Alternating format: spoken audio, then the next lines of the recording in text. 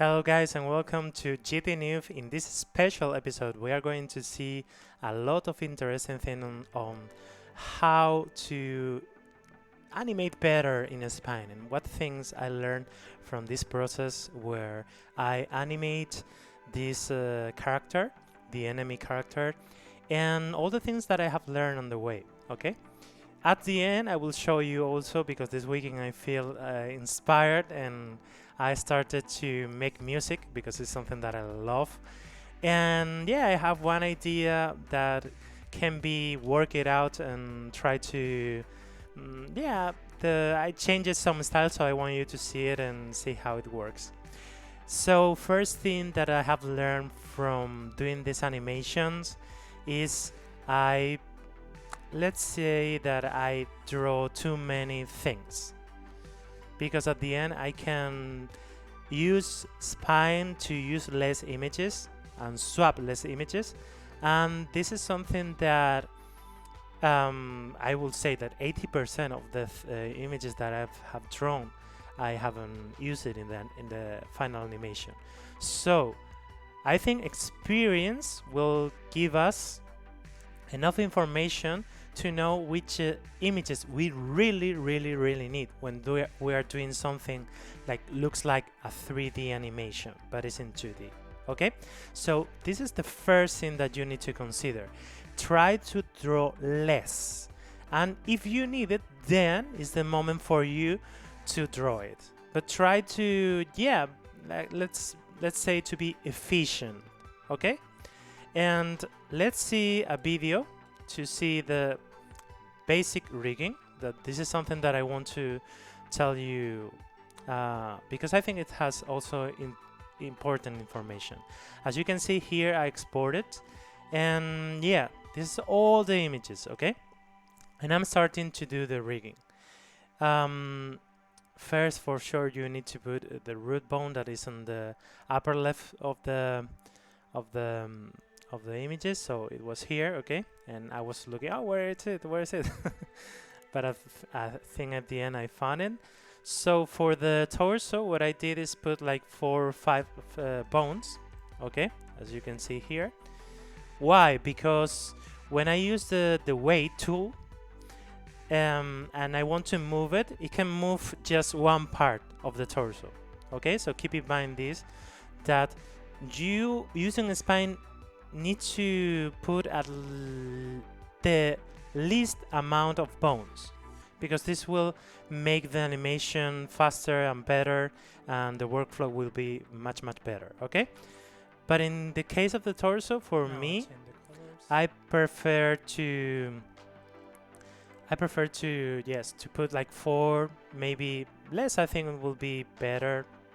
Okay, so let's continue. I put the color, okay, to make a distinction, and then yeah, I started I think with the hand that is connected to the torso 5.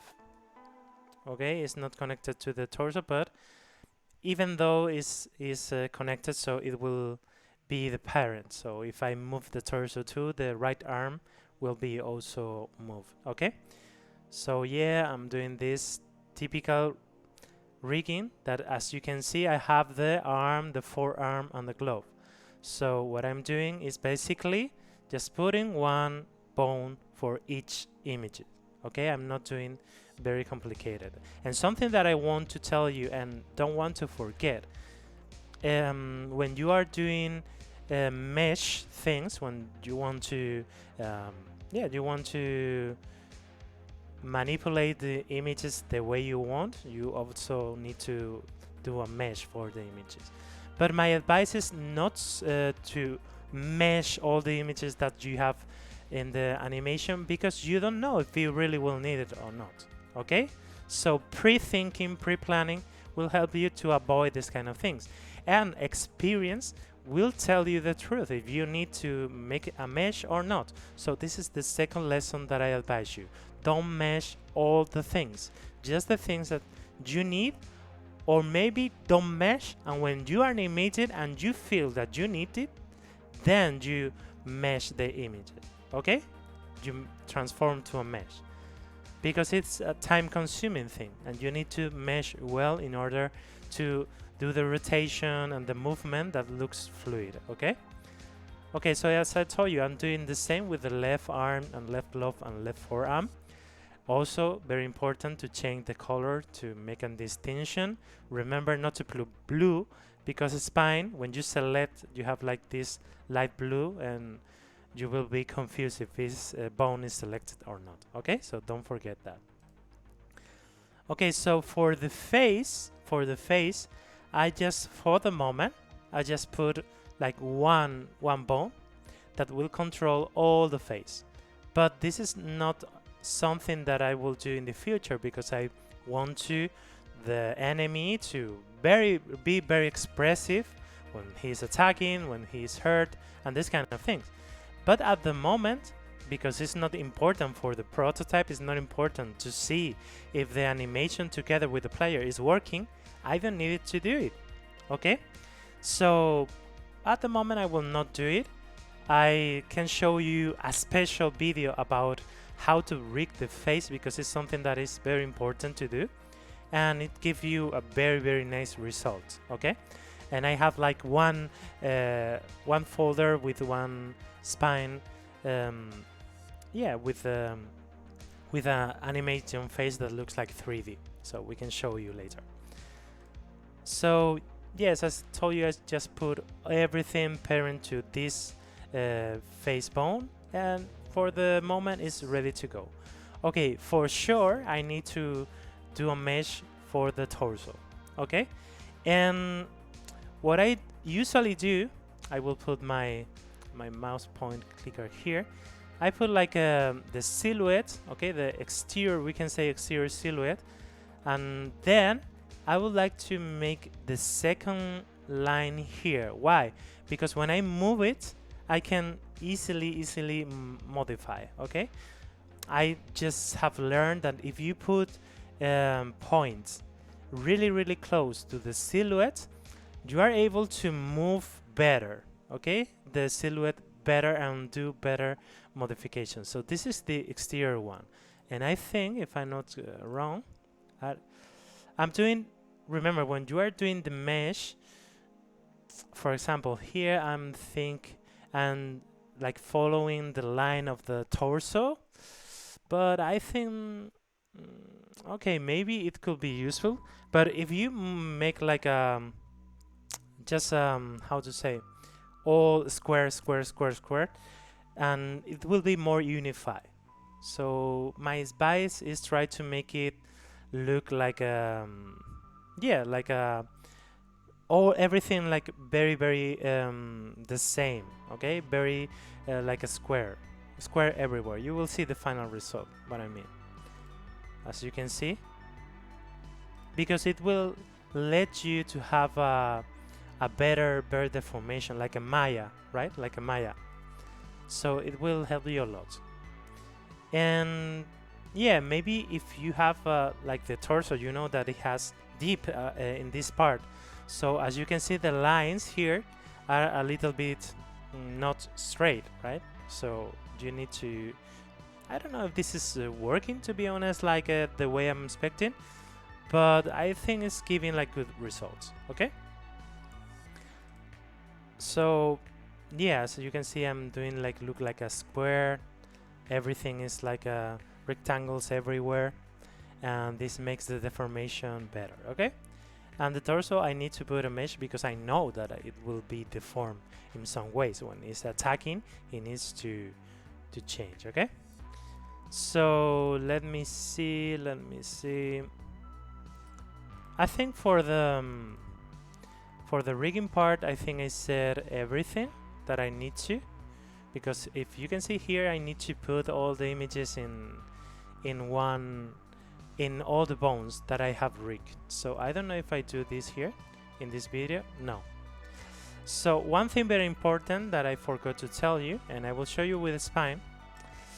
Spine. Yes, here.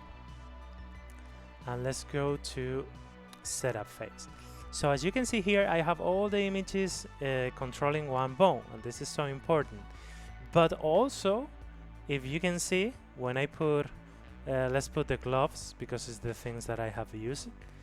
If you can see the gloves that I'm using, they are aligned with the bone. So in the setup mode, this is another advice that I give you. In the setup mode, it's very good to before animate, you align the images to the glove that is parent to. Okay, why?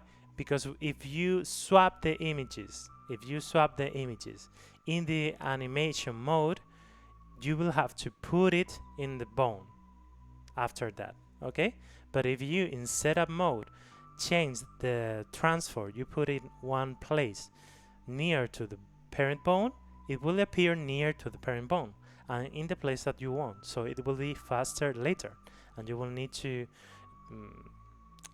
to have less work to do, right?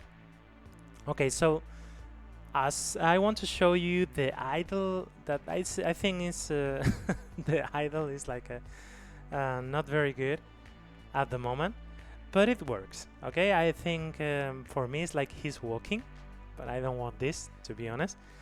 But yeah, at the moment is something that is good enough for the prototype. Okay, I will make it better and spend more time, but at the moment it's okay. And then what is, let me see the animation for the idol. It has something interesting. Let's see it. I don't think it's like a very difficult animation. Basically what it has, let's use it like this. Okay, so we can see, as you can see, it's just a scale thing. You see I'm scaling a little bit too, and then scaling again to have this feeling of breathing, but it's right now it's like too much, right?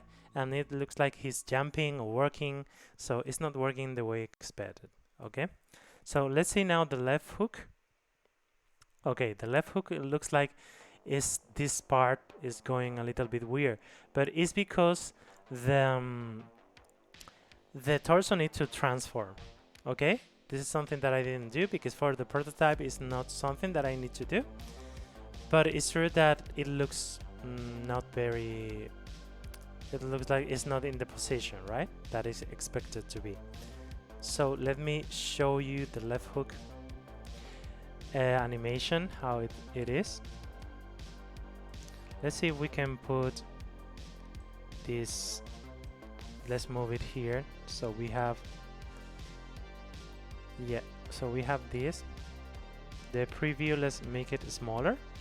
Okay, and let's make this bigger.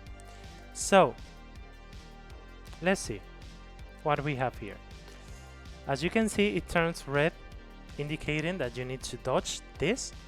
And then as you can see, I make a swap images, and how I make this swap to look like is a little bit fluid, right? You when you are playing with all the speed, you will not notice, right, how I did that, because some people, what they do is that changing in the frame and then start to animate it, but when you change in one frame to another, you are just you need to transform the bones, and this is not good because you don't know exactly how to make it fluid, how to move fluid.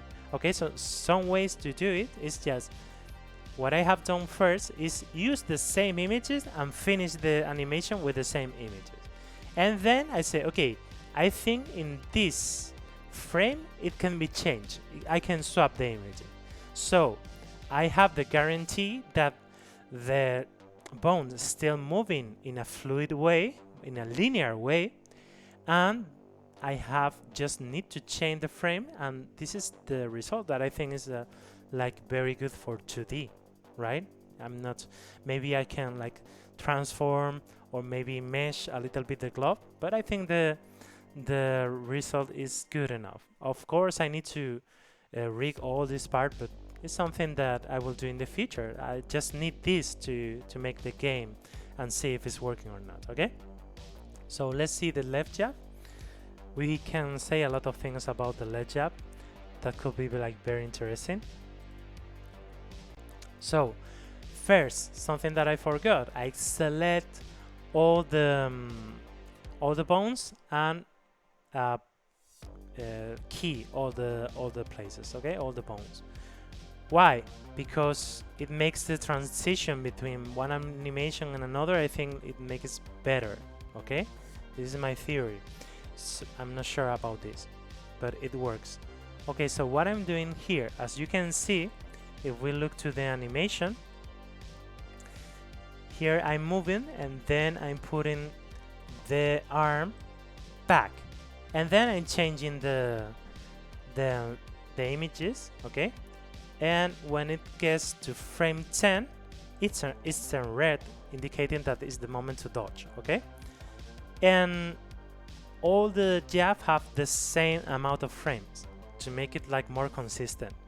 So from 10, it's like before attacking. Then I give more 10 frames more to announce to the player that this is like about to attack, okay? That you need to dodge this.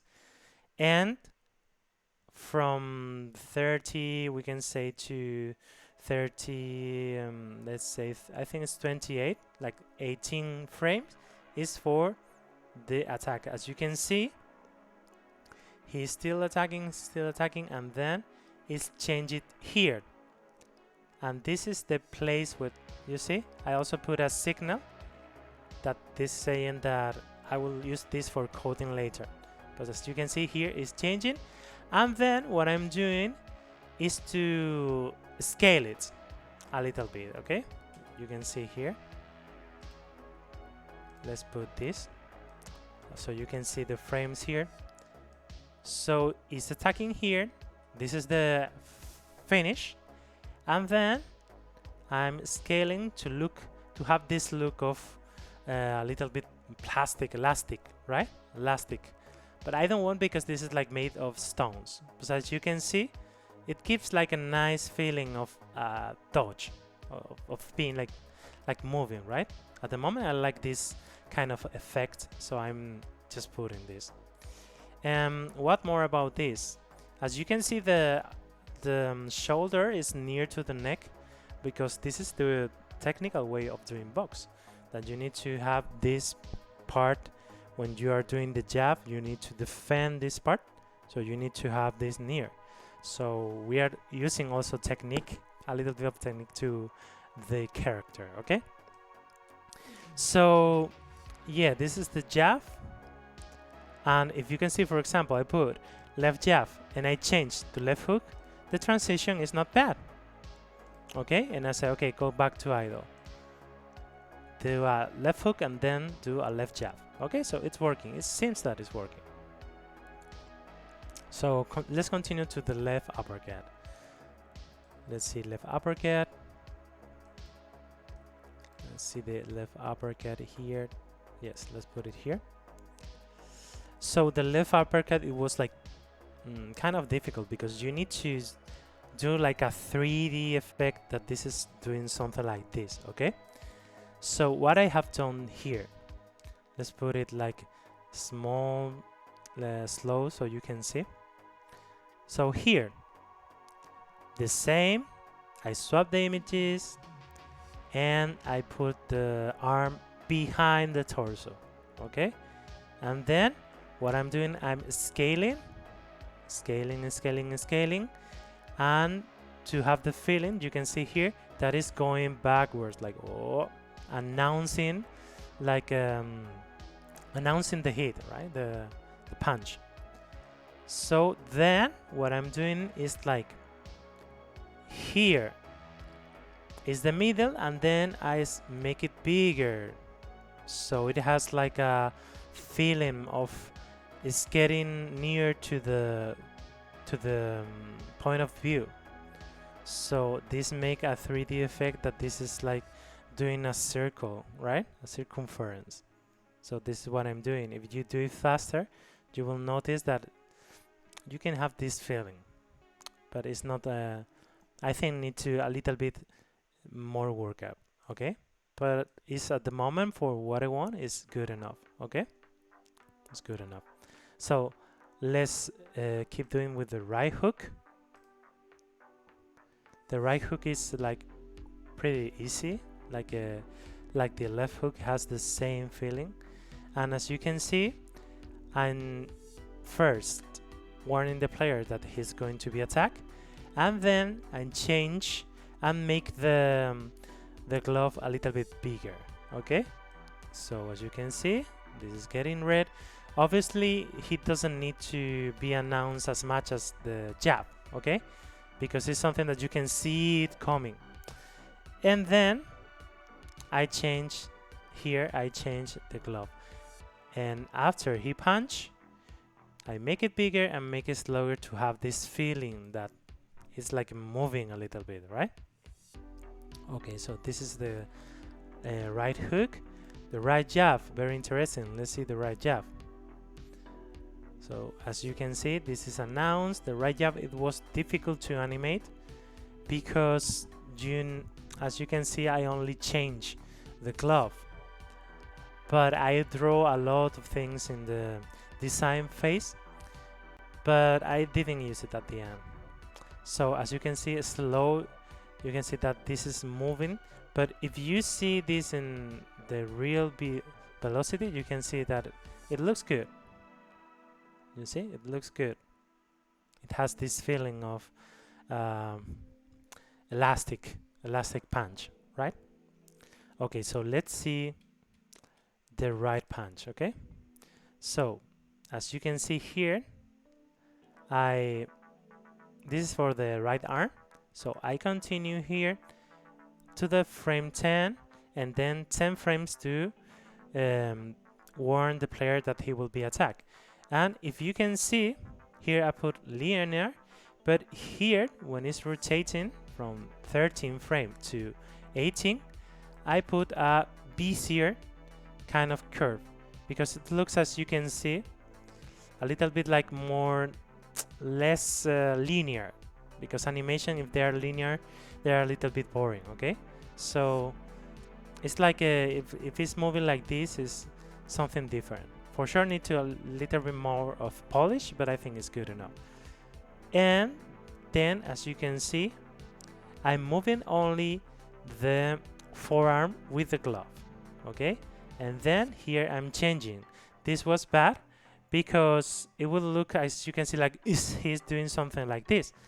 And this is something that, because it was one of the first animation that I was doing, I didn't put this technique of not changing images at all. And when I finish all the images, all the animation, then I swap, because I make it linear. But as you can see, from here to here, there is a very movement jump from frames, and this make the animation be a little bit jumpy from one place to another. But to be honest, I don't think it was bad at this animation. It looks like good, the movement at this time. Okay, and as you can see, when it's hit, I scale it from the x-axis, and then I scale it down to make this look like a elastic feeling. Okay, so very interesting animation. And as I told you, I use less images than I think. Maybe I think I need one more here to swap to make the glove look like this, horizontal, but I think it's okay. It's okay at the moment. Okay, so let's move to right uppercut.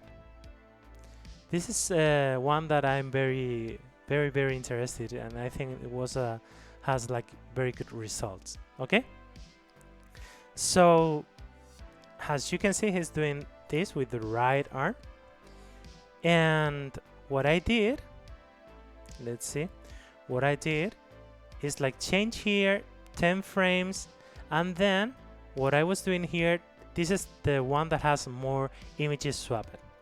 So here change, let's see here, so he moves, then we swap, then 10 frames to say, okay, we are going to attack you, and then what we are doing is make it look like we are doing this. So we are scaling up, make it the image bigger. As you can see, it's not as big as here, so we can make it bigger to have a 3D feeling.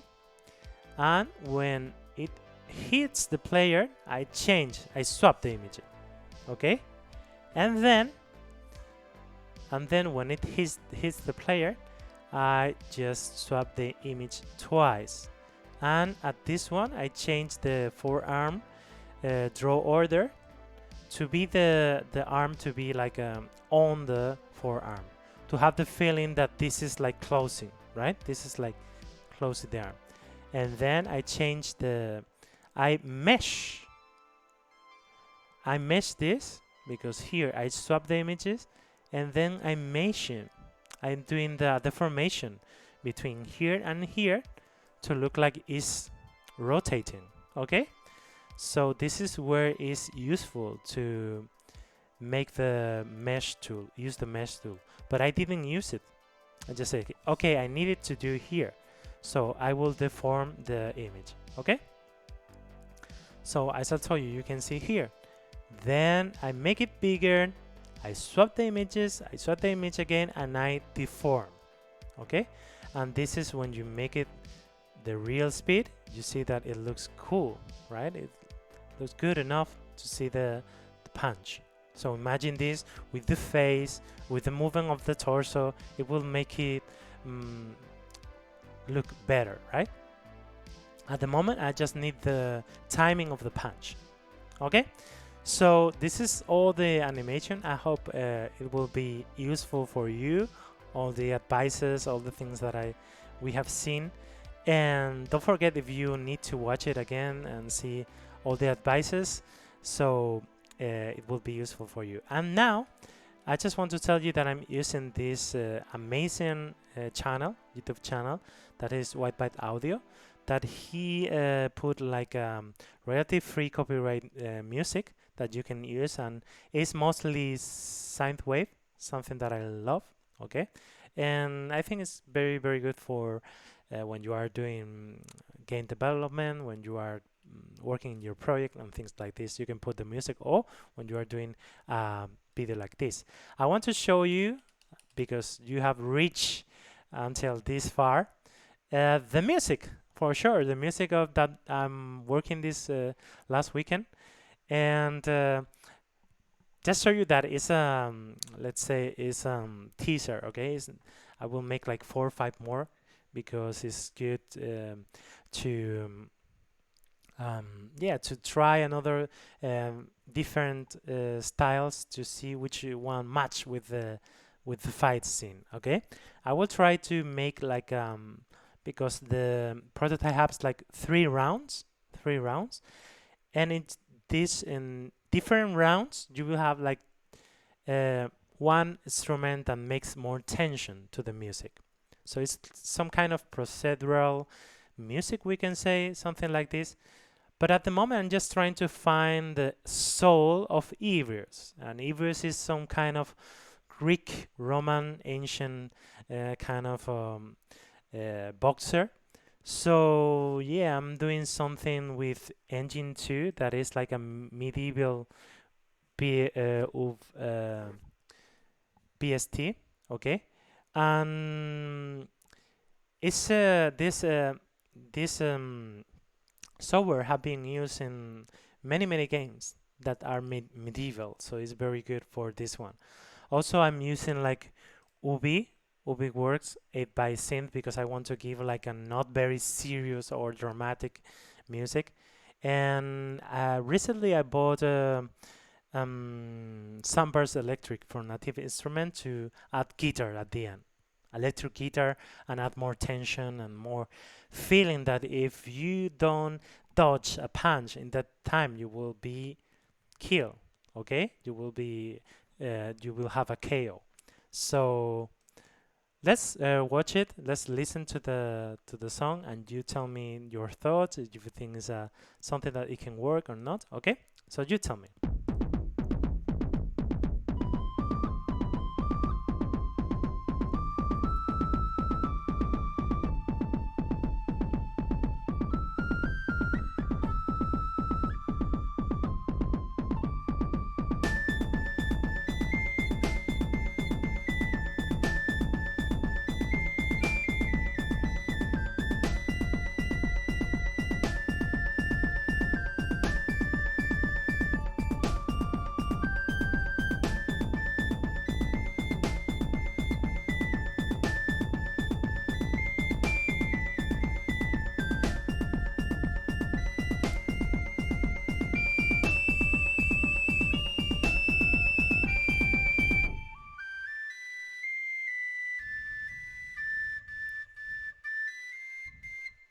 Okay, so here what I'm doing is just I like this chorus, so I will try to recreate because I don't want to forget.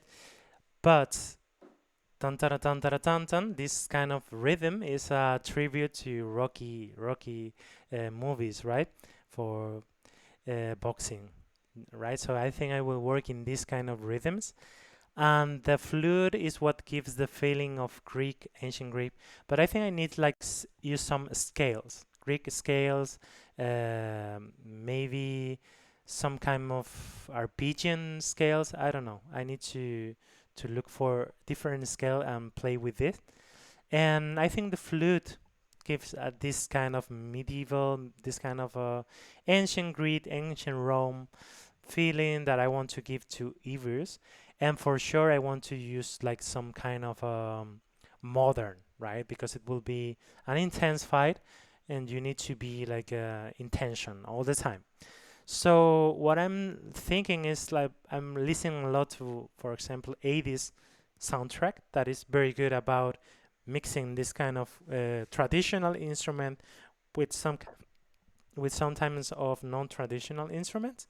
So I think yes, I think this will be amazing, and I love to make this kind of songs to and try new things and see the results. But I don't want to make it like so very dramatic because I want to give a little bit of humor to the game because it's something that I learned from the golden age of video games for me that it was the 80s, and they don't take them very seriously, and also want to give this feeling to the game. So I will use also like 8-bit music and this kind of thing. Okay, so thank you for the following. Thank you for the subscription because I think in this week, if things are going well, we are going to reach 10 subscriber. And yeah, when I started, there were 0 subscribers, so this is a huge advantage and huge. I feel happy about this. So and see that things are going okay. Well, slower, but in a good mood, in a good pace. Okay. So thank you for everything, and see you in the next episode. Tell me what you think about the song, and see you in the next episode where I will implement it into Godot. Now is the time to program a little bit and do things for in Godot to see if it's working, if not it's working. So if you want to write the comments, I will be grateful. So see you in the next one. Bye.